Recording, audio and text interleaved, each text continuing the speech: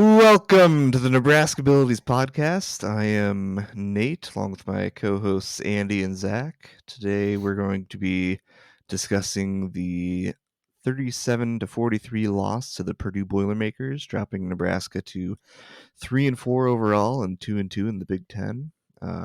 Definitely wasn't our best showing, but there were certainly some bright spots, at least on the offensive side of the ball, and so we'll be getting into a little bit more of the meat of kind of how the game went out, look at the offense, defense, special teams, run into Mickey's post-game presser, and then we'll probably run a little bit of a college football roundup from last Saturday as well. But with that, I'll go ahead and pass it over to Zach. Yeah, for me, it comes. I decided for this one that there was going to be one word that I attributed to the game, and that word for me was fight. Not that we never saw fight from the Nebraska team before, but something under Mickey Joseph and company just seems like this team has a lot of fight, a lot to give, and they're going to leave everything out on the field, and they're also going to let you know it. And it was, even though we lost, it was still a fun game to watch.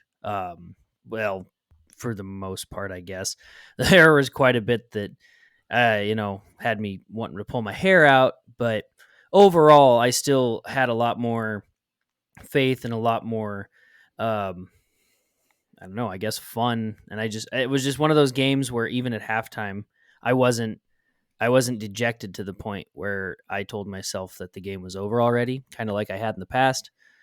This one definitely made me think like I think we can make good adjustments.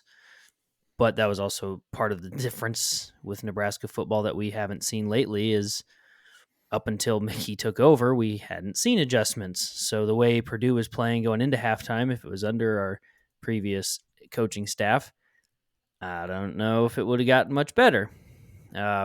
Although they were also known for their one-score games, so who knows? But no, the game to me comes down to one word again, and it's fight. And we saw a lot of it on Saturday. And I still somehow feel confident in Mickey's abilities to be a coach. Whether that means he gets the job or not, we don't know. But I do think he's got a lot of potential, and I think he is definitely building his resume in a way that is more towards confidence of putting the program in his hands.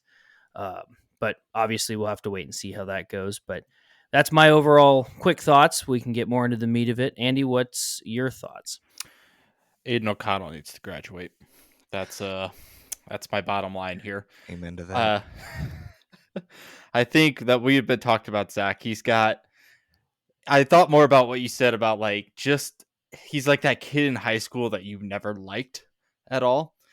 To me, I also think about that when I think about Derek Carr. It's just like he's got that face that is just like something about him just makes you want to hate him. And he needs to go. I mean, he's year 6 as Purdue's quarterback. Yeah. It's one of those, like, I think Mickey said it after the game. Like, he's a veteran quarterback. He is not going to make mistakes unless you force him to make mistakes. And, outside of that first air out pass that Hardzog picked off, I mean, that was the only mistake that O'Connell made the rest of the game. We knew he was going to pass a lot. I think, he had 54 passing attempts. So despite how many passing attempts he had, the way they ran on us all night, I was thinking, oh man, they don't even need to pass the ball that much. But they're going to stick to what they know best, and that's passing with O'Connell. And I hope somehow he doesn't get another graduate extension or whatever other reason he can stay another year, because I am tired of playing him. He did this to us last year and doing it again this year, obviously. But the game overall, it wasn't so dejecting for me as I should have known that this was coming. I know I reverted back to Nebraska winning last week when I originally had picked Purdue. Probably should have stuck with my gut on that one. Also, I didn't think my score was going to be as close as I predicted it. I thought it would be another ugly Big Ten game. But despite that, it was still a shootout type game. And I think it was one of those wake up calls to Nebraska saying that if we get into shootout games, you better make sure you get the ball back in some capacity. Um, I think this showed like this is that type of game is what Scott had wanted in the past from his teams, like the offense to go out and score quickly, and then their defense to kind of hopefully stop them, in which that never happened. Um, it's the offense that Scott had promised of a fast, quick pace offense that'll score every time they get the ball. And hopefully your defense will get a stop or get a turnover so your offense can keep scoring. And I think this shows that that's not the type of system that will work, at least right now with this team. The defense is just what Purdue ran 101 plays. That is the second most all time that Nebraska has ever faced. I think the number one all time I saw was Iowa State back. I think it was the Bill Callahan era, where they ran like 102 or 103 plays against the defense. So it's one of those things that like the offense is very much boom or bust. Now, how much of that is credit to Purdue's run defense versus our trash line? You can kind of go back and forth on both of those debates, but um, it was kind of how I was thinking earlier in the year, like with Georgia Southern or Oklahoma. I'm like, if you try to get yourself into a shootout type of game, you aren't going to come out on top because we've never been that type of program. We've never been that kind of team, no matter who is under or like who is coaching us. At least not in the more modern era of football. But those are just my quick initial thoughts. We'll dive more into the offense and the defense, but overall, not surprised by the result. I still think like if we would have won, I would have been happy that we won. But also at the same time, Purdue proved that they were the better team Saturday, and got the win. But if we somehow would have escaped, I would have been happy about the win. But at the same time, I still would have came out of that game thinking, man, Purdue is still the better team, but they somehow found a way to win type thinking. But with that, we'll pass it over to Nate. We'll dive more into the offense here. Yeah, so just kind of diving headfirst into the offense. I mean, stop me if you heard this one before, but our O-line is just bad, bad, bad, bad. What? No. I don't think that's us. I don't think that's right. I think I was just looking through our notes, and there's probably 4 or 5 instances where it's our O-line is garbage, our O-line is trash, our O-line is bad. It's just it baffles me so much how bad like a line can be. It's just I truly do not get it. I have no idea if we need I still want to blame Donnie, but at the same time he inherited the situation too. So it's not totally on him that these players might be bad, but at the same time you still have to develop them some. But I think he just inherited a bad offensive line. And obviously having Prohaska out does not help in the slightest. But at this point, I don't know how much that would help either because everybody else is seemingly bad. Yeah, no, I think I definitely agree with that. And I think that's probably why we haven't seen him get fired or anything. Mm-hmm. Is just because it is a bad situation. We don't necessarily have the right personnel where they should be. Had some injuries as well, but yeah, I think that's definitely something that's going to plague us moving forward and something we're going to have to overcome somehow. I don't necessarily know how. I know Mickey said that he wanted to keep trying a few different permutations of getting the offensive line, different guys in different places, but I don't honestly know if that's going to help much if you're putting bad guys still in the same places. So definitely something to look out for, but I'm not going to hold my breath, I guess, on our O-line improving too much over the next few games or even over the bye week. Maybe we have some magic fix in the bye week. Maybe we can bring in some other mind that knows how to coach offensive line a little better, but I'm not holding my breath too much there. But at least the bright spot on the offense was Trey Palmer, man. Setting the school record. Was it 237, I believe? Yes. 237, which is just incredible for him. He had a great game. 7 receptions, 2 touchdowns, 237 yards. Like, he was unstoppable out there, and that was really what propelled us to staying in the game. I know early on the offense wasn't necessarily there; they had some trouble just moving the ball at all. But then once we, I think, established the run game a little bit, wasn't necessarily dominant or anything, but we at least got a couple yards here and there. It opened up our passing game a little more, and drew some DBs in so we could get the ball to Trey Palmer and Oliver Martin and a couple of those guys. So I think the thing that skews like the rushing yards from Saturday, because you look and like, oh, 122 rushing yards. They ran the ball pretty well. One mhm. of those is obviously the Trey Palmer reverse. Yep. And then Casey's scramble. I don't forgot how much that went for, but those two chunk plays added the majority of those yards.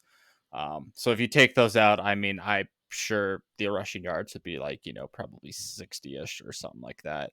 Um, so that kind of masked how much like rushing we actually did. But I mean, if you add the Trey Palmer's reverse to his receiving yards, I mean, he had 297 all-purpose yards, which I do believe is fourth all-time at Nebraska. It's either third or fourth all-time at Nebraska. I think Amir and Roy Halou are like 1 and 2. Um, if you don't remember, Roy Halou's like 324-yard game against Missouri in 2010, Mhm. and then Amir did it like somewhat better 2014 against Rutgers. Um, but that's Trey's not on special teams, so I'm sure if he maybe took more of those kickoffs or actually returned some of those punts, it probably could have bumped those numbers up like Amir was doing back then. But I mean, yeah, just a record-setting day for Trey. But I mean, yeah, I think what's get lost in translation is we did not have a good rushing day at all. Yep. Yep. And I think I was just looking. Anthony Grant had 11 rushes for 35 yards, so 3.2 yards per carry Not a good wasn't day for anything anybody. great. Yeah. And I mean, I'm guessing you can probably attribute that again to our offensive line play just not holding up at all. But I know we've seen over the past few games that Anthony Grant has kind of slowed down a little bit. I know it seems like they're trying to game manage or load manage Anthony Grant a little bit too, so I'm sure that's part of it. But And I know we had talked about that. Purdue is what, yeah, number 20th rush mhm, defense in the nation. So obviously we saw that very evident that that wasn't going to happen, that they yep, were not getting much on the ground. So we were wondering all week, what's this offense going to be like when you face like your best Big Ten defense you've faced all year so far. mhm, Um, I guess the Oklahoma game, I don't know because they were good and then they were trash and now they're kind of good again. But um, in terms of point, like statistically on paper, this was probably the best defense they'd faced all year. And it proves that Purdue is stout up front and what having like any sort of a competent line, whether it be offense or defense, can do for your team. yep, yep. And I mean, credit to Purdue, they showed out and they stopped the run and made us try and beat them over in the air, and we almost did. But it honestly just wasn't meant to be in the end. But it really seemed like we opened up the playbook a little more after kind of the second half. It seemed like we were playing kind of conservative in the first half. And again, the offense was just kind of sputtering that first quarter, second quarter. They kind of started to get things going a little more, but it wasn't really I don't know. I didn't see too much encouraging from the offense, honestly, until that last drive right before halftime, where we were able to get that field goal. We just didn't seem like we could move the ball at all, hardly. And so that was something interesting to see. And I guess my hope for the future is that we just keep Casey upright and keep him alive. Because there were definitely a few times where they were in the backfield just within seconds, and That first sack that he took, and then like I saw like the still photos after it on yeah, Twitter. I was like, how did Casey like come out of that not hurt? yep. Because he like got picked up off the ground and slammed. I was like, oh my god, he might be like dead on the field. But luckily, he's somehow staying alive, and I don't know, hasn't shown too many signs of injury yet. But hopefully hopefully we He can keep deserves the this bye safer. week. Yeah, I'm sure he's looking forward to it and getting plenty of ice baths in. But that's kind of my just quick and dirty thoughts on the offense. I'll go ahead and pass it over to Zach and see if he has anything. I've got a few things. Mainly just I think we saw another episode of two different halves of Nebraska football, where the first half was slow and sputtery and it kind of picked up in the second quarter, but still just didn't seem like it was there. But I mean, we stuck with them enough to have a little bit of confidence going into or at least I did, I should say. I had confidence that there would be some good adjustments made, but I think we saw what happens when you go against a team that also knows how to make adjustments. And even with us playing a better second half on offense, it wasn't enough to overcome Purdue. Now, Purdue this year is also on a tear, I think, compared to the previous years, and Jeff Brom is no slouch either. He's a He's a good veteran coach. and he knows what he's doing, and he definitely is not somebody that should be overlooked. And I don't think Nebraska overlooked him, but I think there were a lot of fans that, me included, drinking the Kool-Aid after wanting to go for a 3 in a row after beating Indiana and Rutgers. It's tough to it is tough to see a loss, but eventually we had to come back down to reality. But I still maintain that we came back to reality in a pretty positive way, and the team never gave up offense, even with the 2 interceptions that Casey did throw. Which I remember thinking one of them, I was like, he has no line. What's he supposed to do? That one, it happened, and I was like, yeah, that was going to happen at some point. I'm just surprised it didn't happen earlier, I guess, because our O-line was, again, not good. The other interception he had, I remember thinking that was entirely on him, just a poor throw. But, I mean, I don't think the interceptions were the cause of the loss of the game entirely, They but didn't help. they certainly didn't help. It also didn't help that so I went and looked, and I don't know if there's any truth to this, but I thought this was interesting. But I was looking between just the different O lines, and specifically between Nebraska and Purdue. And something that I noticed for Nebraska's O line, even though it is shifting a lot, there are quite a few pieces that stay there. And one of the things that stuck out to me is that we have some really tall guys for offensive line. Mm-hmm. Tall and heavy. You would think that's what you want in an offensive line, but I have this thought, and I never played offensive line, so I don't know, but I just have to think that in order for them to get up and at their angles for their blocks, that because they're so big that they're not able to get there as quick as someone. And I mean, I'm only talking a few inches here, but Bryce Benhart is 6'9". Brant Banks is 6'8". I mean, we got people that are anywhere between 6'3" to 6'9" on the line, and then everywhere else it looks like 6'4" and 6'5" is an average. And it's noted that Casey's only 6'1". So yeah. I mean that you're asking a guy to overlook like 6 to 7 inches over his linemen to try to find his targets. And not that, like, if we had seen more passes into like the back of his lineman's head, then I'd be a little worried. But I mean, that's just another added thing to Casey's vision, is like he's got to look over those offensive guys while looking for the the linebackers, the safeties sitting in the middle of the field, which he did not see on that first interception, or else he would have either overthrown over the defender or what. But I mean, he threw it right to that linebacker sitting there. And, looking back on it now, it's like, oh yeah, maybe pump fake or, choose a different target. But I mean, it wasn't a bad idea, because Volk had all the space in front of him if he had caught that ball.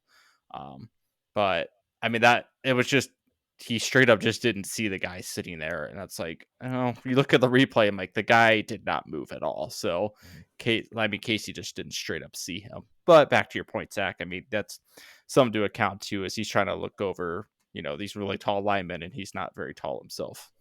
Right. And just I mean, again, I don't know the analytics behind it, and I'm not going to claim to be an expert on it. It just seems like our offensive line is always trying to play catch up, because by the time they get up on their block, they're already being missed because they're trying to get up on that angle, from the line so much quicker, or so much, they're trying to get up and it's taking them just that half a second longer or something. And, I don't know if that's why our offensive line is so not good. I mean, I've also heard from people that supposedly are close, and I'm saying I heard this on Twitter and stuff. I mean, I don't know how much truth this is, but people are saying that Duval is using an antiquated system for strength and conditioning.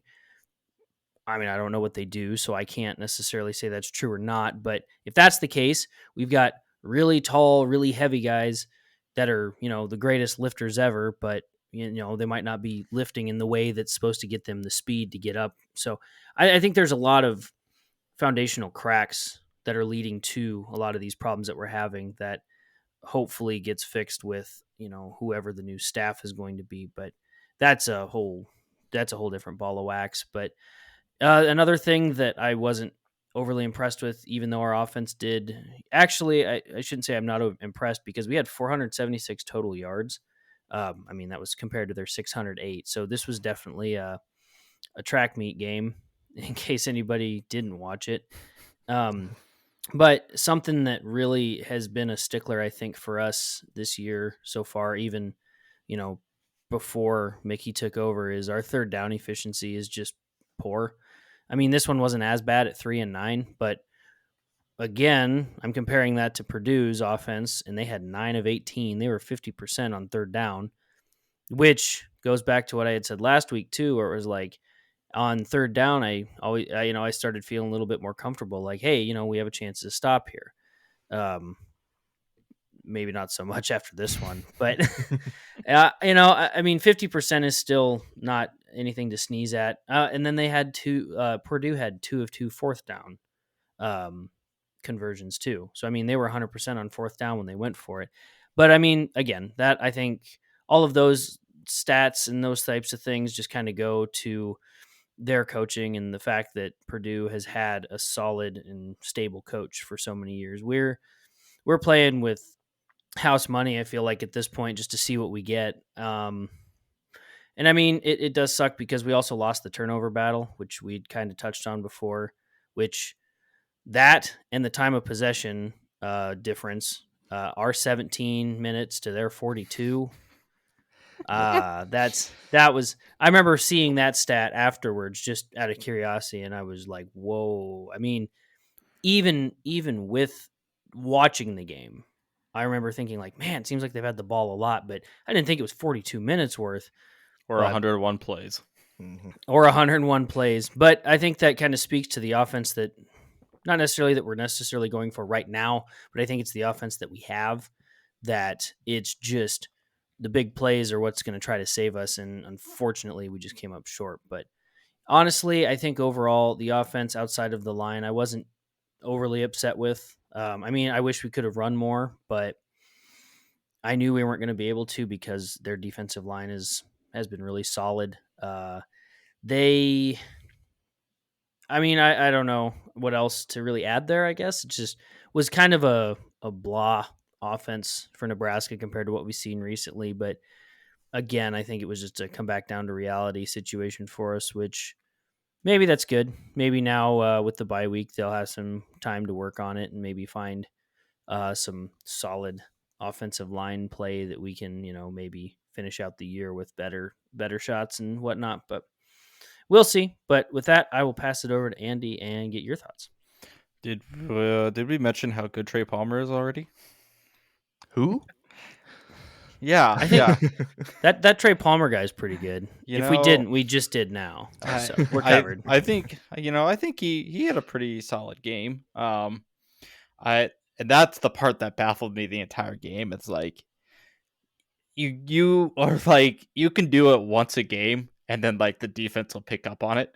Purdue never picked up on it. And that's the part that like baffled me a little bit. I was like, all right, yeah, like let's keep taking the shots, but like they're gonna figure it out to like double team him, and they never did. Was it that they couldn't figure it out, or was it that Palmer just kept scorching him because he was Yeah. It was past him both. almost every time? I mean, I think they were trying to scheme around him and they just Right. couldn't. And it was just It was like, weird. you like, yeah, you can get away with like maybe one or two of those a game for like any team. But the fact that like it was like every pass in the second half that Trey caught was some sort of vertical route that he was behind the defenders. So, I mean, credit to, Whipple recognizing that and it's like, all right, Trey, if you can go do it, just keep doing it. And they kept doing it type thing. But if we want to get really nitty gritty and start to pick apart the other things that happened outside of Trey Palmer, the random Ramir Johnson appearance, don't know what that was about. Because he only had one rushing attempt and then he pulled him out of the game. It was you got a good chunk out of it. I think they had said on TV that Anthony Grant had something like they thought he needed to look at, or they needed to look at, Right. to where like they thought he might be injured. So it was Ramir, go in there. But I don't know if that's right or not. I don't remember. It was odd because it's like that was the first time I think we've seen him on offense all year, and then you don't put in Yant, who was the backup throughout most of the game to Grant. And so he had one rush for 17 yards, that big, I guess the quote unquote big run play for the offense, and then that was it. And we never saw him again. So don't know what to even make of that, if that's even something we consider going forward or if whatever. But just a random note about that because I thought it was quite odd with that. But second half, Mark Whipple does what Mark Whipple does coming out of the half. You get Trey on a wide open deep route. Score kind of gets you right back into the game there. And then the one time true runner reverse that's not on 3rd and 1 was the correct time to do it. Obviously it worked out for Nebraska. But I think it was that drive then you get the ball like the 3-yard line and then you don't run the ball again.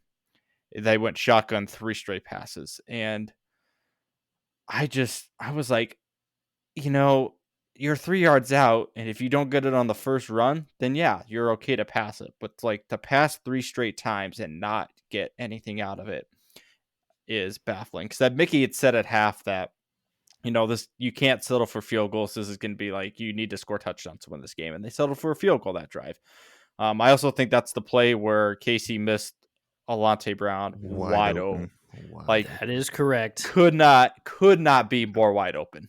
And I admittedly I jumped up and I was like, oh, he's got him. And then it was way over his head and I just kind of collapsed to the floor. And it's like, oh my God. I don't know how you could draw up a better play to have just a wide open guy in the end zone, nobody around him for like 5 yards and over. Just kind of another example of that questionable play calling though. And this is kind of the third game we've seen it too. Right. Just like some head scratching decisions. But it's just, I don't get why, like if you shotgun and run it, that's one thing, but like to not even attempt to run at the 3-yard line just to see if you can get any sort of push or get like Grant or Yant to just kind of muscle their way even closer or kind of like scrape in. Because I think the first touchdown of the game, Yant scored like that, or one of the touchdown plays that Yant scored was like that. So the fact that they didn't try at that possession just was kind of irritating because obviously they settled for a field goal and, 4 points could have made a difference of how Purdue calls their next offensive possession, or, how closer the game might have been if you had got, those 4 extra points off the touchdown for that. But the second interception that Casey threw, it was just a bad play by Casey, bad throw by Casey. Trey went outside. Casey clearly threw it inside right to the guy. And I hate the announcers for that. They're like, oh, it's incomplete. And everybody's getting up and celebrating. I'm like, no, I'm pretty sure he caught the interception. The answer's like, no, it's incomplete. And I'm like, I don't know, dude. You should probably recheck the replay because he clearly caught it. And then they showed us the replay. I'm like, oh, okay, yeah, that's an interception. But so all we just had to do is, be like, hey, don't show him the replay. Right. Like, don't show him the replay. Like that was an interception, guys. And that's didn't one work, of those where, like Casey is just he'll have like Mickey had said after the game, like Casey will have really good plays and he'll have not some really good plays. And it's just kind of what we've seen from Casey all year is he will have drives and he will have games and passes that are like super good. Like, oh my God, this is so great to have this kind of like a passer. And then he'll throw those, like, you miss wide open guys or throw interceptions. And you're like, we don't get it, and type thing of, and I saw the stat, and this kind of goes into the whole Adrian Martinez conversation. Adrian has not thrown a single interception all year at Kansas State. And It's that, wild what you can do when you have a coach that I plays to your know, strengths, huh? I know. It's, and half of that is Kansas State is more of a running team for sure. Adrian's done a lot more running the ball than he has done passing the. But I think he has like 138 passing attempts and no interceptions this year. And Casey's got like 9 already, type thing. So it's just kind of one of those. I think maybe we just kind of expect that from Casey every game. Is he'll make some really good plays, some really good throws, and then he'll make some boneheaded moves. And I think that second interception hurt more because we had stopped Purdue. It was either off the missed field goal or a punt, but you had a chance to come back down and tie the game kind of early in the second half and just get some of that momentum, and then that interception happened. So it was just one of those, like, it was a really inopportune time to have that interception. But I think that's just something we have probably had to just expect from Casey, is kind of some sort of level-headed. We can't get too hyped about him because he's probably going to make some of those errors. And some of that might be just, he has to get the ball out quicker and he has to make quicker decisions because he doesn't have a whole lot of time to throw with the offensive line. What I would love to see is, even though he missed Alante Brown wide open, I mean, that was a bootleg play action pass that worked out because it got him out of the pocket and he had, time to throw, time to look for, his open receivers. So I'm hoping that's something, Whipple kind of considers to do more. If you need to scheme around your offensive line, not giving Casey time, is kind of roll him out, see what he can do type thing. So, and that's where like having Volkolek or like, Brewington, hopefully, can make some of those just flat out, like those tight end flat passes where you really need like a bigger, stronger guy to make those passes, make those catches too. So hopefully that's something, Whipple looks over the bye week and does, to kind of scheme around. I mean, you have to scheme around this offensive line. Like, you cannot just drop back and hope that Casey has time to pass it, because he does not have time to pass it at all. Whether it's out of shotgun or under center, doesn't matter. And if you aren't able to run the ball, I mean, that just makes it twice as hard to try to scheme up anything on your offense. As we saw, I mean, they couldn't establish the run at all and set up whatever they want. But I credit Whipple to just going 4 verts with Trey Palmer every play, because it seemed to work. But I don't know how good the corners are for the rest of these defenses going forward. I know these are top 20 defenses in the nation that we're going to be playing the rest of the way out here. In terms of their secondary, I don't really know, but it's something just to keep an eye on of, are we going to see teams starting to double up Trey going forward? And if that's so, you're really going to have to rely on Marcus Washington, Alante Brown, Volkolek, just to hopefully be open more and make some of those passes if Casey comes to you, type plays. But with that, I mean, the offense, obviously, trash offensive line, very much on pace to win our weekly Fire into the Sun award. They just might be a permanent winner. I don't know if we really need to debate it anymore every week. I think they take the cake this week.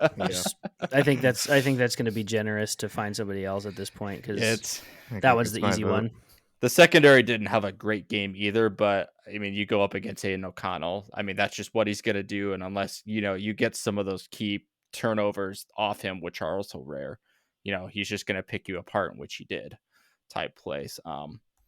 But with that, I think that's really all of my nitpicking of the offense. It's just, like you said, Zach, some questionable play calling still that we're seeing at times. Obviously we're happy about the touchdowns when they work, but it's, if you want to sustain drives, if you want to kill clock, I mean, you're going to need some of your dink and dunk plays like Purdue did, just to kind of sustain drives and win you games when you need them, and not always rely on, the long ball or some big some big boom plays that are going to get you in scoring position. And I think that's just what the offense is right now.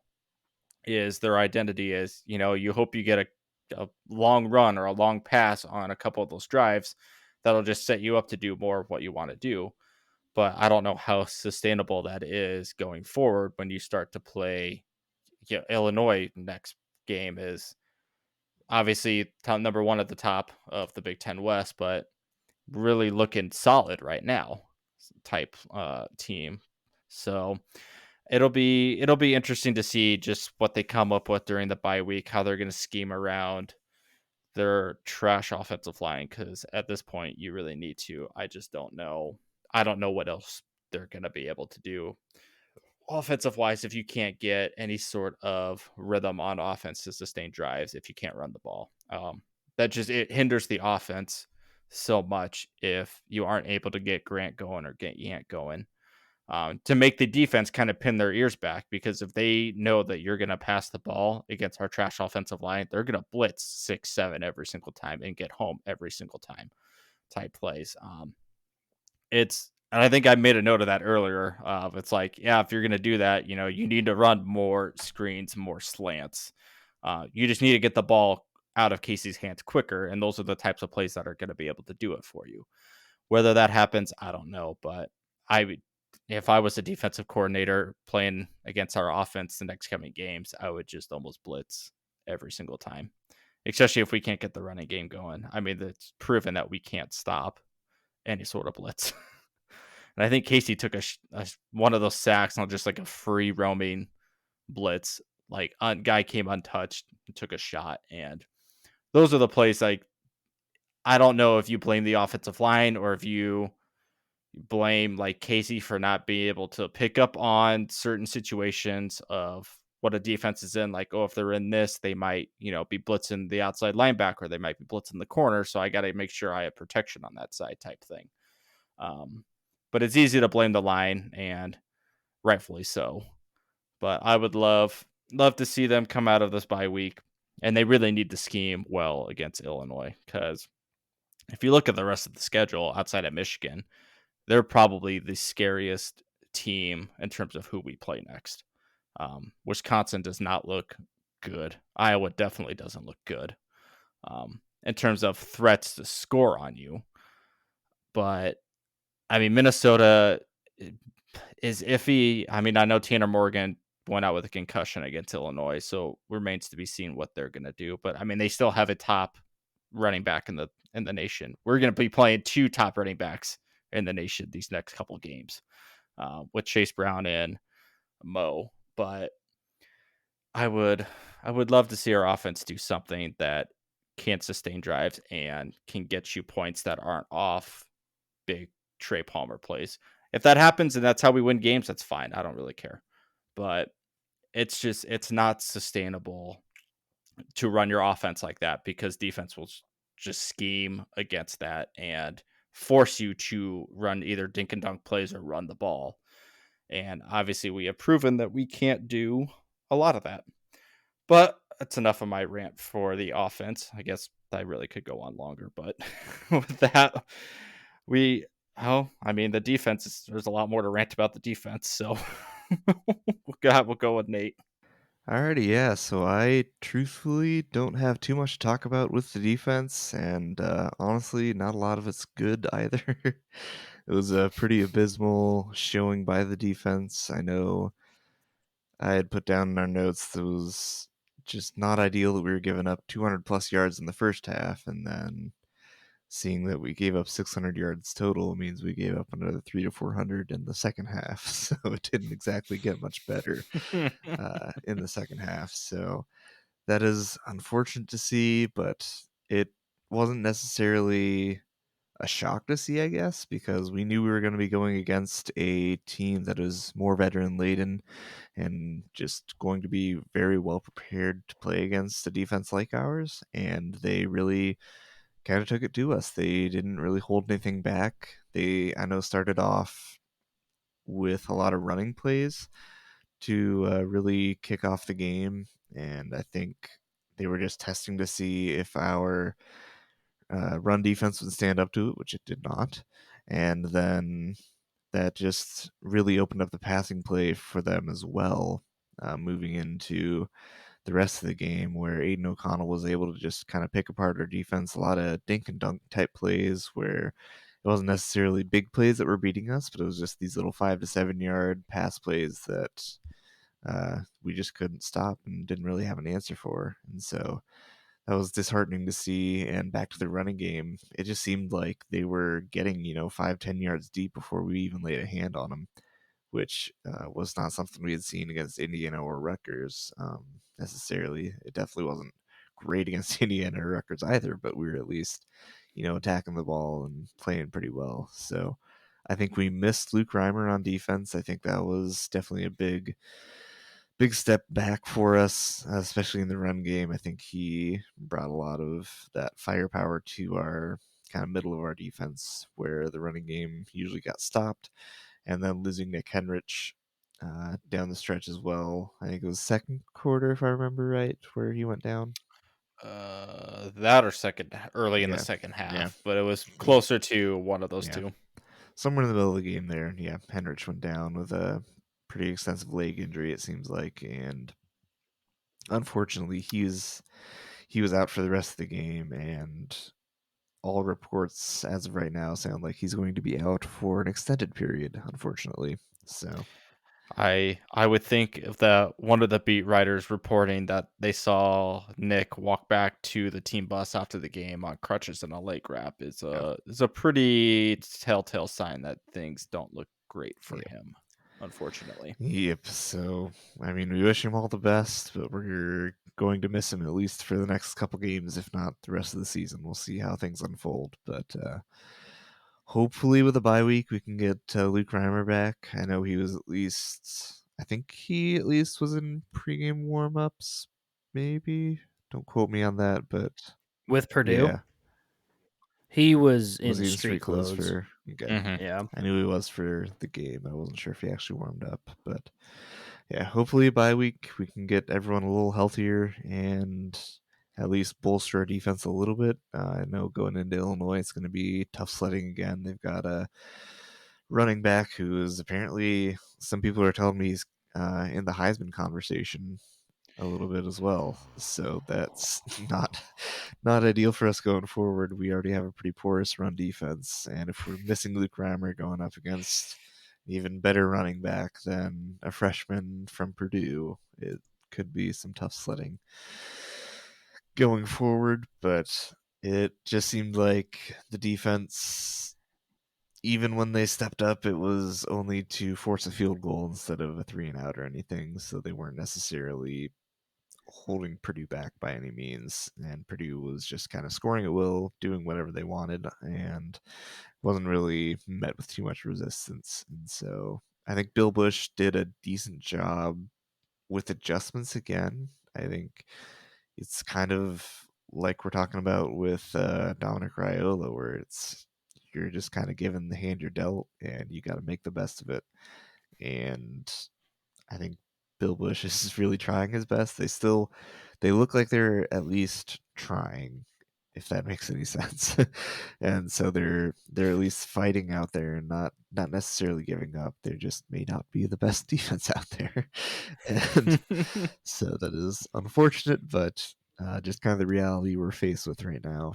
And so I think those are just kind of my thoughts on the defense. Hopefully we can get healthier moving into Illinois, and hopefully we can look over some game film. And it seems like, I know I was talking with someone else. They said that they were listening to the radio broadcast, and Damon Benning mentioned that the issue isn't necessarily being in the wrong place, because it seemed like a lot of our defense, they're where they need to be. It's just a lot of executing after that, wrapping up and tackling. And so that's at least good to hear that we're getting our mind around the game and understanding kind of our positions and where we need to be. It's just kind of the executing down the stretch and actually putting it into practice. And so hopefully it's something we can build from and work on as well moving into the bye week. But yeah, Aiden O'Connell had his way with us, and it was not fun to watch. Unfortunately. So with that, I'll go ahead and pass it over to Zach on his thoughts on the defense. Aiden O'Connell for sure was a problem, but he also played lights out. I mean, our defense was nothing special, but there were quite a few throws. I remember talking to you guys saying that Aiden O'Connell was just hitting things that were like, it was very impressive. It was one of those things like he looks like he could absolutely play on Sundays. And I guess he might. I don't know. I'm not an NFL scout by any means, so I don't know what they look for. But he looked like a strong NFL prospect against us. But that also is Nebraska's amazing ability to make any team look like a top 10 contender for the national championship. So that falls in that category. But we can't forget about Charlie Jones, who is also a sixth-year receiver who also had his way with us. And you can just tell, yes, Trey Palmer had the most yards receiving for us with 237, but Charlie Jones definitely didn't hold back either with 12 catches for 132. He also had 2 touchdowns on top of that too. So, I mean, he, obviously the connection between O'Connell and Charlie Jones was solid and we couldn't stop that. Maccabee, if he wasn't the starter, he definitely probably is in the running for it now. Because he ran all over us. He had a career game. He's a walk-on freshman. Yep. I remember them saying that on the broadcast, and I was just thinking, like, he- man, he looks like what Nebraska fans think the walk-ons that we have are like. And it just he had his way with us. I mean, that's basically the whole story, I think, in a nutshell, is that Purdue had their way with Nebraska's defense. 38 first downs for them. We couldn't stop them if we wanted to. I mean, we had a few stops, but it didn't matter in the long run because they were pretty much able to score on command. And if it wasn't that they were scoring on command, you saw it in the last drive. They just killed clock. That's all they had to do was kill clock. I think I was looking at the play-by-play just out of curiosity, and it says here that their last drive was 5 minutes and 55 seconds. And I mean, they didn't score. They didn't do anything really special. They just hoop and they downed the ball. And that was it. So what you want out of a team to close out a game.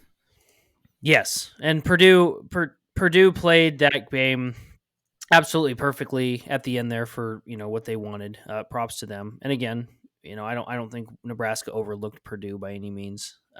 It's just that's the toughest competition that Mickey's faced outside of Oklahoma. But I don't think necessarily the Oklahoma game is necessarily a fair one to give as a comparison because I don't know any coach that could have come in and done anything within a week to have that Nebraska team beat Oklahoma. Maybe, but I don't know. That one doesn't seem like a fair comparison to the rest of these. So, but the defense, like you said, Nate, which goes back to what my point was earlier with them, seeing fight, but also with Bill Busch just making those adjustments. There was something at halftime that I said, we don't look good right now, but I feel like he's going to make some good adjustments. And he did. I mean, you could just tell, like, we didn't necessarily play lights out on the defense, but we definitely played better in the second half. And whatever the adjustments were that were made, they did at least enough to keep us in the game. And this was weird. This one was a weird one for me because Nebraska was supposed to get blown out. If you talk to, the odds makers and everything, we were supposed to get, blown out by 2 touchdowns, and we stayed within 6. I mean, heck, there at the end, we were still within scoring potential. We just gave up too much, which really is what killed it. But congrats to all those brave bettors that finally bet Nebraska to cover the spread, because we did. Go, hope you won a lot of money on those bets. No kidding.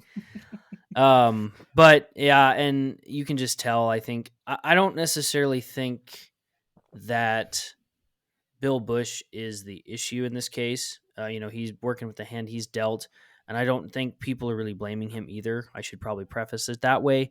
I think, unfortunately, it's.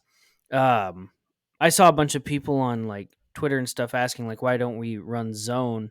And Bill Busch has come out and said we basically can't. I mean, he says it a little better than that, but he basically says something to the effect of, we have to run man, which is obviously a much more high risk, high reward defense. But the personnel that he was given is basically putting him in the situation of, we have to run man, because it's just a simplified version of offense to where, the idea is you cover the guy that, you line up across from, where with zone, you're getting into a bit more complicated schemes and stuff. And I would be curious going forward if, Mickey is retained and if Bill Bush stays on with Mickey, what he would do with guys that he would want for his schemes and what he could do in that regard. Because I think Bill Bush is really like almost there in terms of like making the defense turn the corner.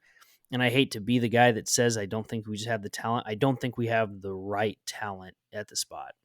But it also doesn't help that they were able to dink and dunk over the middle for 7 yards every time because we were missing Reimer and Henrich. So, And that was my point the entire time too, was, how much of that is different if you have two of your starting linebackers in that game versus backups that rarely have played all year, let alone played the rest of the half against a veteran offense. So it's one of those to where, could they have made more plays? Could they have made more open field tackles? Yes, but at the end of the day, it's like, how much more do they really add when you have O'Connell and Jones going off passing wise? I mean, there's chances that you stop McAvee or McAdoo more up the middle with Reimer covering the hole or plugging the hole, and Henrich if he's healthy type plays, but that's just over the middle of the middle stuff. That's not including the corners that were getting burned all day type thing. So how much of it made a difference and how much it could have made a difference, that remains to be seen. But it definitely would have helped for sure to have Reimer in there and Henrich healthy. But at the end of the day, it's one of those. I still think, we still come out of that with a loss, regardless of Reimer and plays or not. But that's just kind of, I had that same thought too. But it's, I hope they figure it out, because I agree with you, Zach. I also had that thought of, if if Mickey's retained, I mean, do you keep Bill Bush? I haven't even begun to talk about or begin to think about what coaches does Mickey keep? What does he get rid of type things? Like, does he want to bring in other people that are different than Whipple and Bush and Travis Fisher, the secondaries and corners and everything like that? It's like, yeah, if you want Mickey, Mickey's just one guy. I mean, everybody else that's still a coach is still a ripple effect of the Scott Frost era. Um, it's just one of those, I haven't even begun to thought about what staff he brings in type deal. That just kind of goes with, if you keep Bill Bush, does I don't even know what type of defense he wants to recruit either. Hopefully nothing that resembles Bob Diaco, but The strain. I don't know. I think we saw some of that this last weekend though too. So right.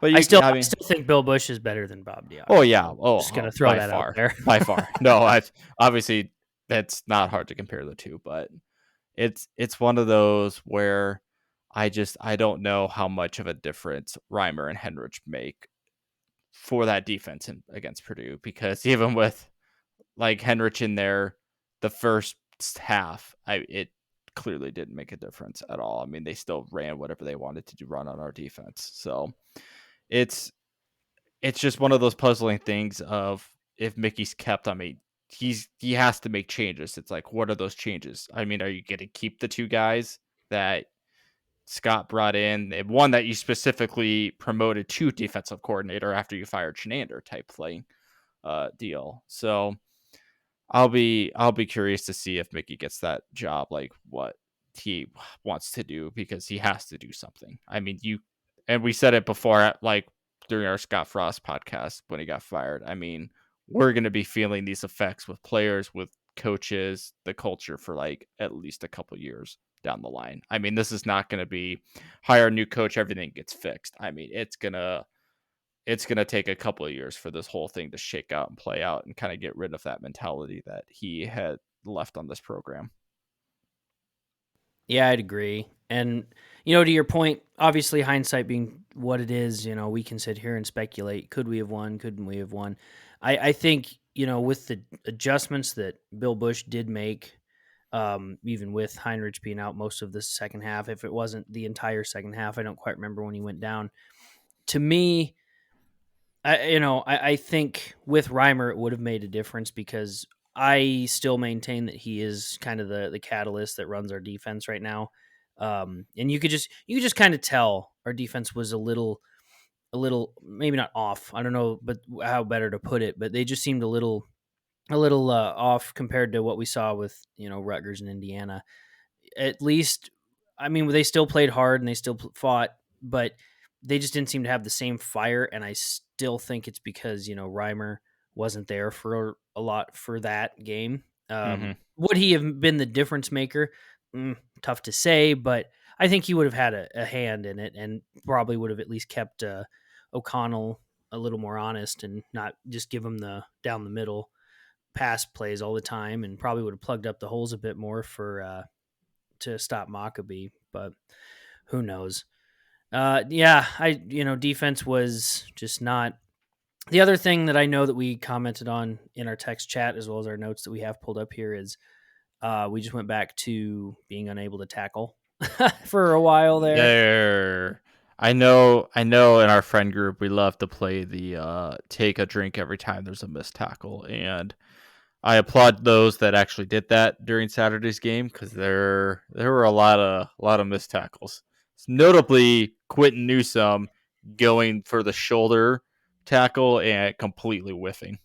I don't. That one's not even a take a drink scenario. That one's finish your drink because I saw that and I was like, no, like. And I will say, and I think that was probably one of the adjustments, ironically enough, that was made because it finally did get better in the second half. But I still think it was too late. And Purdue also made enough adjustments that it didn't matter.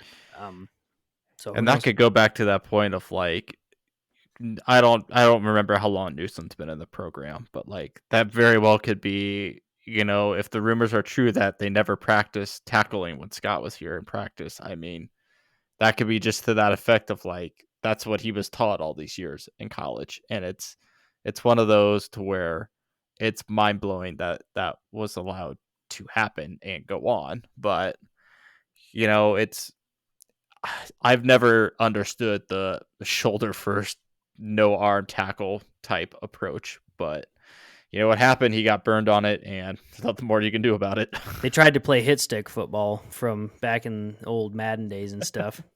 I love the truck stick. It was fun in a video game, but you're not supposed to do it in real life. Every football coach worth their salt will tell you, hey, wrap up and bring him down. And that's where I agree with you, Zach. Having Reimer in that situation, he would do that. I mean, that would help to have him in that situation. But that's it for me. I don't really have too much else to add. I'll give it to you, Andy. There's defense. I mean, you guys said it all. I don't really have much to touch more on the defense other than they couldn't get a stop when we needed them in that last Purdue drive. And that's where burning those timeouts earlier in the game where you enter that drive with one of your timeouts when you probably needed all three. Could have probably stopped Purdue, but I mean, that's credit to Brom knowing that and running plays to obviously get the first downs because he knew it's like if he gets into the situation where we have to use our timeouts, we only have one left and we're screwed after that. So, we kind of have praised Mickey for, having better game management throughout this time. But, that was one of those times where it kind of reared its ugly head of having to burn timeouts early in the second half. And when that happened, I was like, well, if this game gets any somewhat close, that might come back to bite us. And it did. But, that's credit to Brom on that and realizing that and making us pay for it. And our defense couldn't come up with that stop it needed to get the ball back because Brown probably knew it too, that if we got the ball back, there was probably a good chance that we could tie it. Just the way the offense had moved and that we were burning their secondary in the second half. So he probably knew that too, which is why he went on it that fourth down drive, which, I don't know what it is with teams using QB draws on fourth downs against us in big game moments, but it's the second time it's happened. And I don't think that one was a draw. Just O'Connell escaped the pocket, but he still ran for it. Obviously remnants it back to the Georgia Southern game where they intentionally saved that QB draw for the fourth down play and got the touchdown out of it. So, could have Mathis probably should have had him on that play, but O'Connell breaks out, and that's what you get with a veteran guy. He's able to do that. Sees that he has room to run, gets the first down, and that was essentially game right there. But outside of that, I mean, you guys pretty much touched on all the points on defense, but special teams wise, got another blocked punt. So slowly turning into one of those Iowa special teams plays.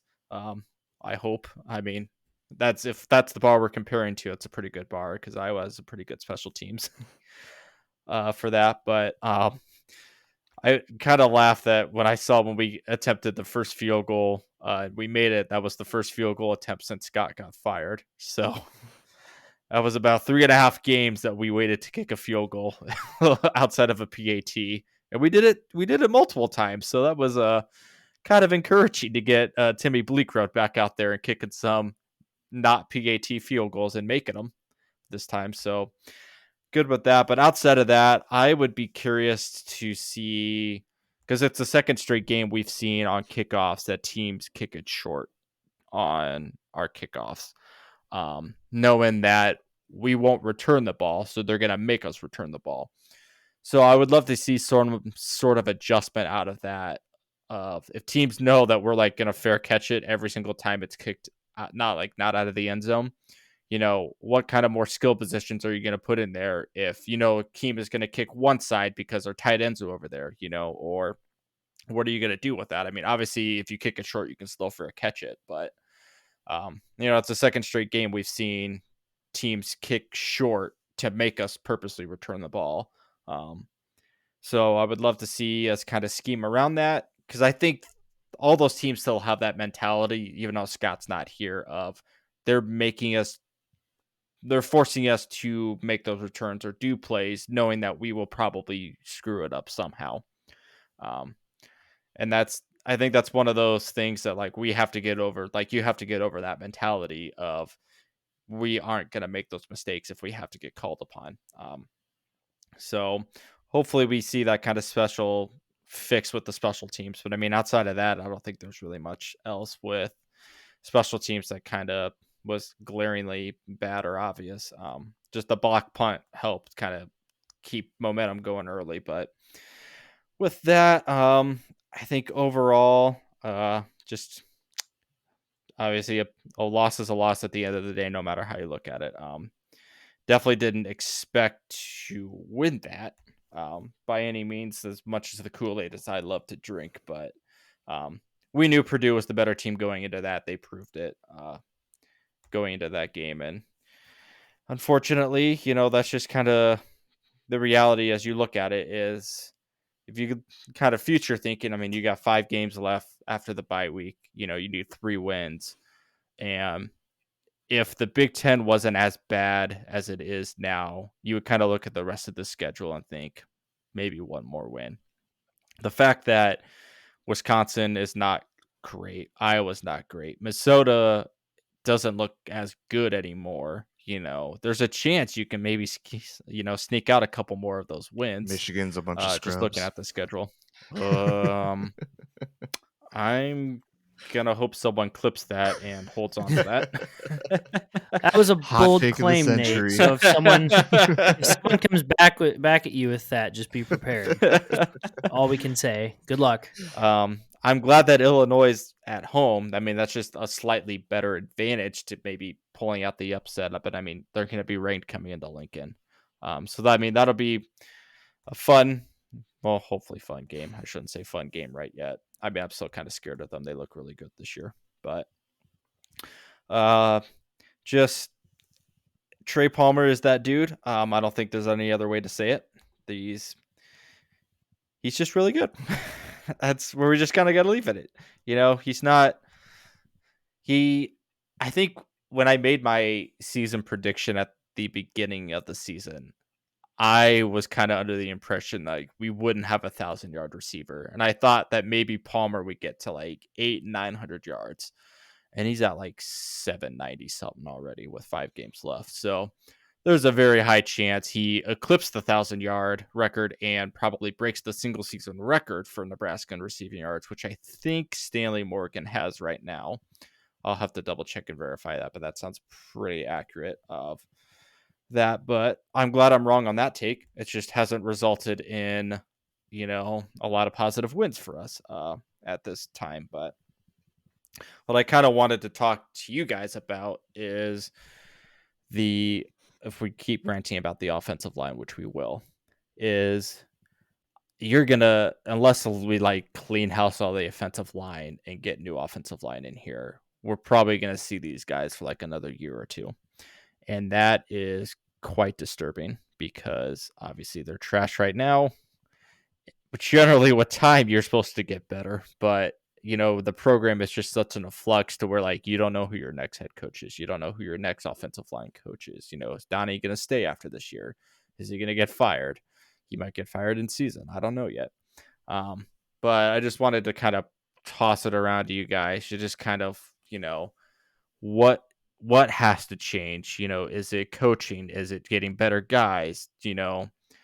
Is it something where you can get guys out of the portal like you can with a Trey Palmer, a Casey Thompson, or do you have to get a coach that is going to recruit these strong offensive linemen and not I think a lot of these guys were 4 to 5 stars. But yeah, I mean, do you guys get these guys out of the portal, or does recruiting rankings really matter? Are we going to go out and try to get 4 to 5 stars out of these bigger states that have bigger offensive linemen, or does that come back to if you get a coach that recruits around the line and you can develop some of your 2 to 3 stars to be these big like type NFL type linemen that you want on a team? It's such a puzzling topic to talk about because yeah, you can clean house, you can fire coaches, but those players, unless they transfer out, are still going to be in your program. So it's something that Mickey has to address, Trev has to think about and address. Is you need someone that is going to develop your players, develop your line, and it scares me that this is the line now. Unless you get a guy that can come in here and really change them, I mean, we might be seeing these guys for another year or two, and we don't even know if Casey's going to come back for another year. You got Chubba and Logan on the backup, and we have barely seen any of them next year. They might get, quote unquote murdered, but not really murdered next year if, our guys can't block for our quarterback. So I just wanted to pass that around to just kind of get your guys' thoughts on where does Nebraska go from here and trying to fix the line, because it's whatever we're doing is not working.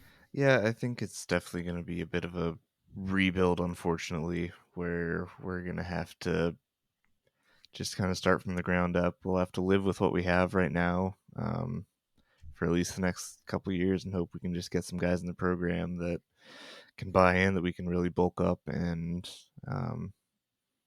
bring in. I don't know. I think I saw something on Twitter that said we should be going for like the kind of shorter, faster type linemen, more that are in state, that we can get and then beef up within the program and develop from there.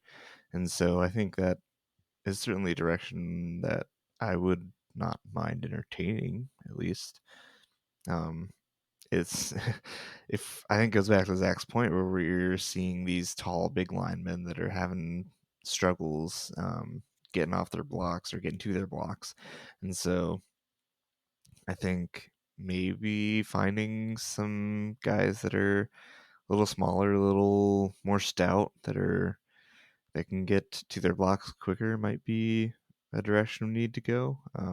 I don't know exactly what the fix is, but I think it's definitely going to be a multi-year fix, unfortunately. And so that's kind of just my thoughts on that. I don't know if Zach, you have anything different or.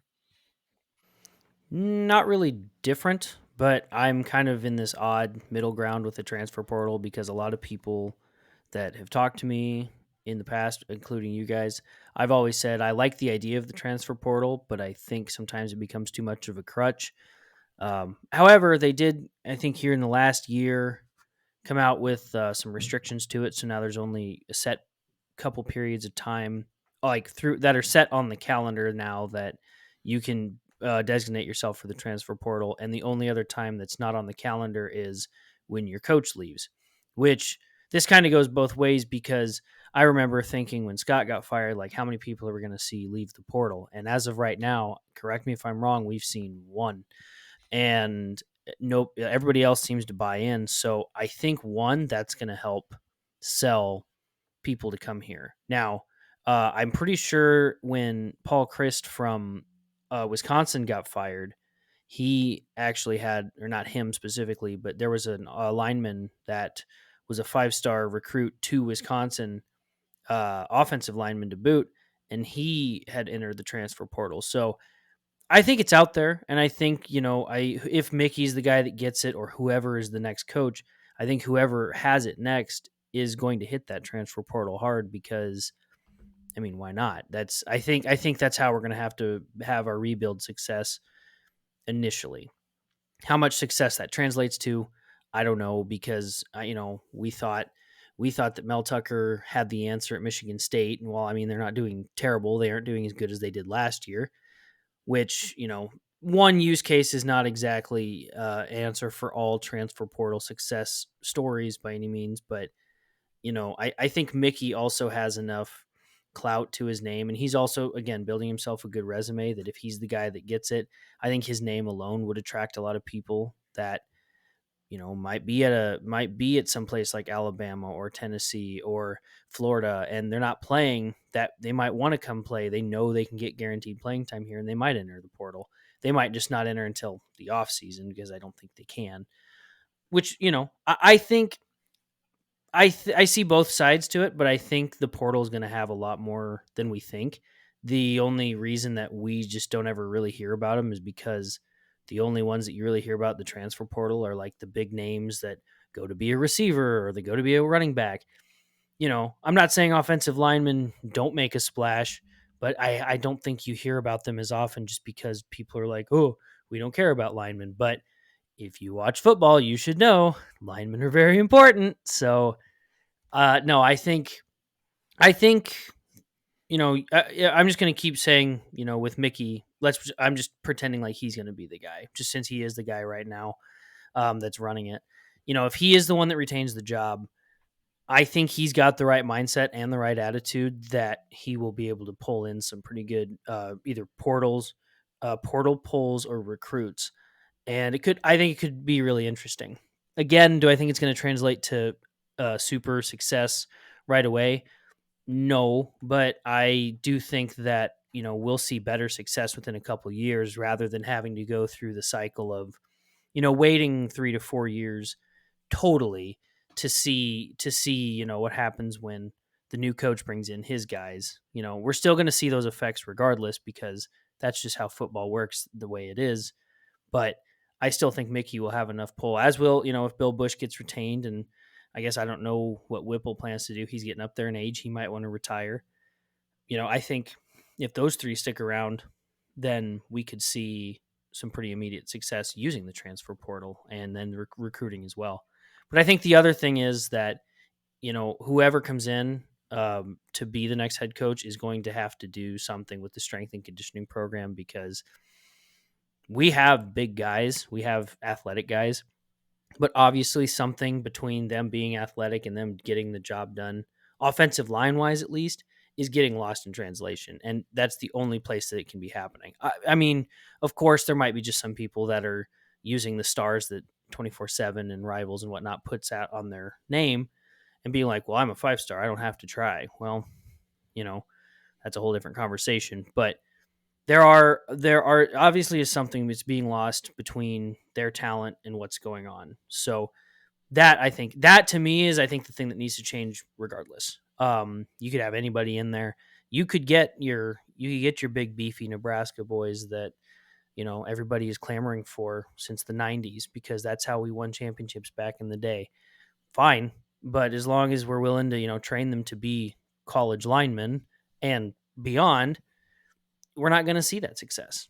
But, I think there's a lot of good that will come out of it. But I think it goes back to having the guy with the right mindset that's going to chase after those people that he sees as potential successful starters. So we will see. Right. And that is, it's just one of those. It scares me going forward because I think obviously we know this next head coaching hire is a very big decision for Trev and for the program in general. It's just, I don't think it has to be a home run hire. It doesn't have to be a sexy hire either. It's just, it has to be the guy that is going to be right for the program. And that's why I've always said, like, I'm glad that Trev is making, like, an adult is making this decision rather than a bunch of, like, 21-year-olds that wanted Urban a while back. Oh, don't worry. People still want him. Oh, People I still know. want him to I come know. here. But it's just, it's one of those things that's like, unless you clean house at the line, I mean, these guys are going to be here at least another year or two. And unless we see significant improvement by the end of the season, it's not going to get better. And other than just cleaning house and getting a guy that's going to build and develop guys around the line, it's just, I don't know where the program is going to go. It's just, you can't, like you said, Zach, you just can't get anywhere in college football now without any sort of offensive line or defensive line. It's proven. Purdue proved that. They kept O'Connell clean all night. He did not touch the ground once until that last play, which was roughing the passer at the end of the game. I'm sure that's like the only time he went to the ground. It's just, it shows that if you have any sort of a stout line on either side of the ball, you can get things done. I don't think you necessarily need to clean house though either. No. I'm not saying you're fully. I don't know off if that on is that. the answer. I mean, I do think that whoever becomes head coach, it's gonna be decided probably at the end of this year, right? For Nebraska, unless we make a bowl game, which we still could. But I think that again goes back to whoever takes the job, bringing in their strength and conditioning coach and someone. And again, I'm basing this entirely off of rumors that I read on the internet that our strength and conditioning team there, maybe not everybody, but like overall is just more focused on how much weight they can do rather than how to speed them up and everything. And so I do think that like we could see some immediate success in the off season if we get the right guy for strength and conditioning. But Right. I also don't know what that means. Like, and if that even is the issue. And honestly, I think if we get the right guy and we see those changes happen right away, then we'll know. But until that happens, we aren't going to know. But that's my 50-minute take on it.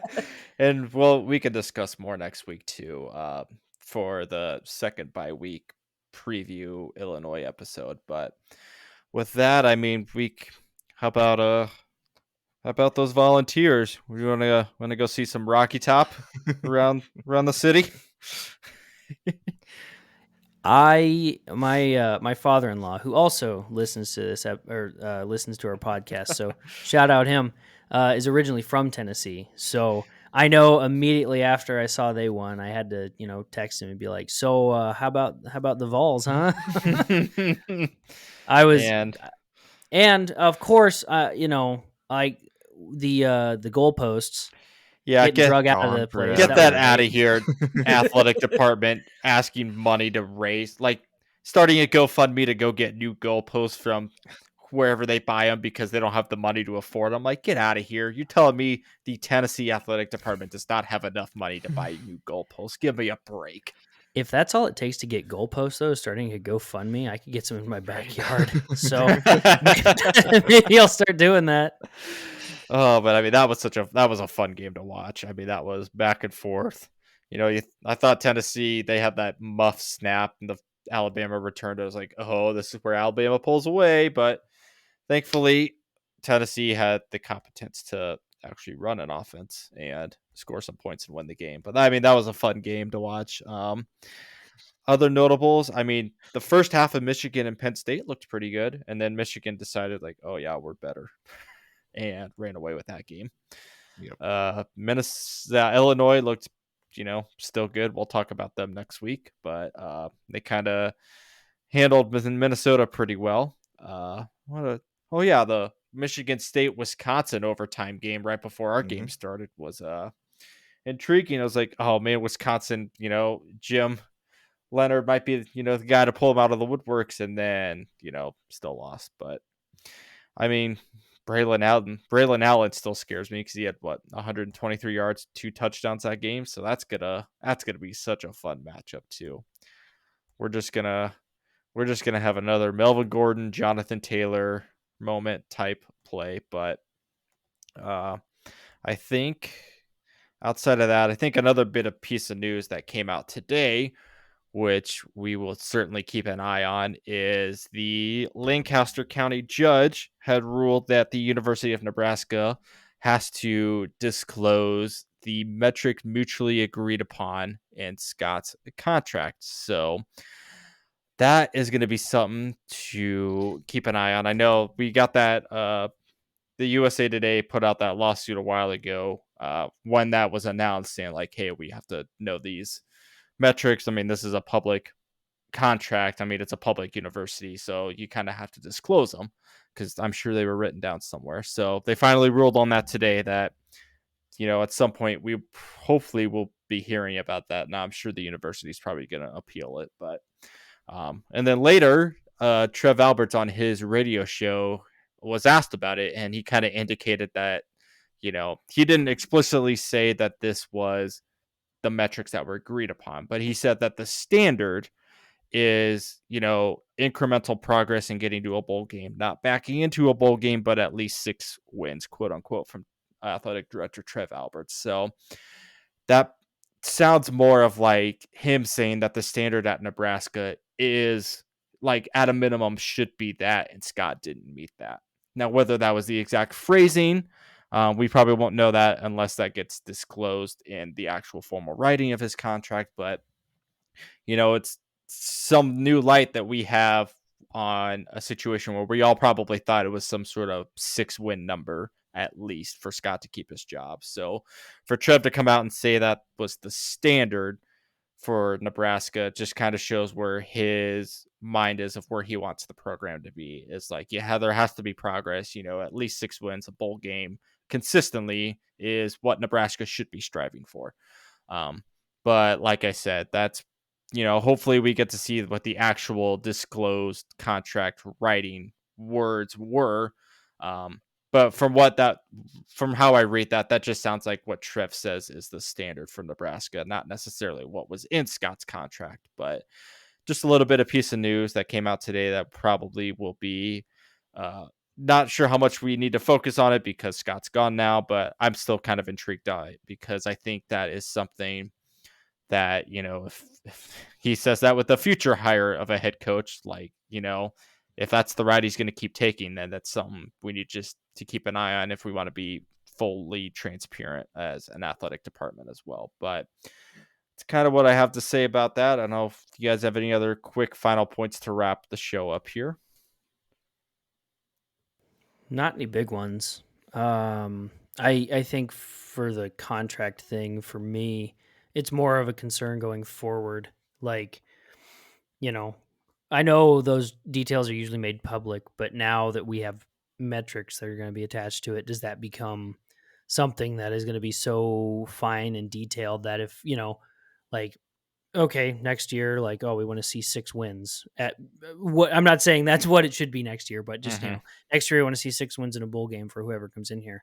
Okay. Well, if they don't do that, but we see marked progress and we only go 5-7, does that technically mean that contract? And I'm not a contract lawyer, obviously, but does that mean that like people are going to be all up in arms because he didn't meet the standard?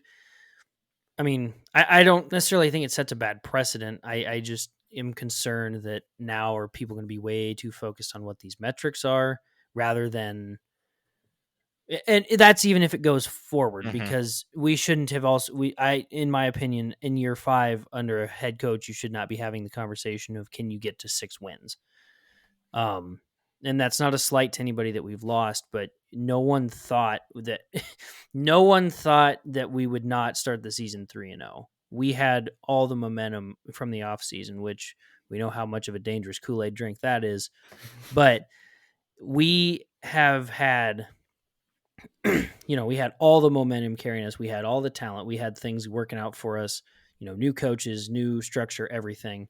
3-0 seemed not like a cakewalk because we still had to get through Northwestern. But after that, it was like, if we beat Northwestern, the momentum carries us all the way through. Mm-hmm. And we still didn't do that. So I think, while I'm sitting here saying, these metrics might become a problem, I don't think they're going to be the same kind of metrics we see again for a while, because again, we shouldn't have had to have those conversations going into year 5. But I want to know what Hoibergs were, because they said also in that same disclosement, they said that Hoibergs don't have to be disclosed because they were never written down. So I really want to know what Fred Hoibergs were. And I'm hoping it's along the lines of just be good. and that's it, or don't suck. Get good. Get good. That's the could you imagine if that's could you just imagine if that's the only metric that it is? And Trev is like, yeah, we wanted to see 6 wins, and it's just like I said, one bullet point just says, "Don't suck, don't suck, no onsides." Well, then that firing should have happened after game 1.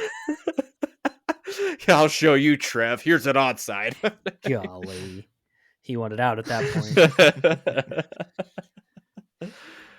All right. No, that's all. That's my thoughts on it. So, Nate, if you got anything, Nate, we'll wrap it up here. Yeah, no, I don't have anything too crazy else. I think 6 wins should have been kind of the standard that Scott was given, and unfortunately didn't work out for him, or fortunately, I guess maybe at this point. But yeah, I think not too surprised by that. I will say that the Georgia Southern loss keeps looking a little okay.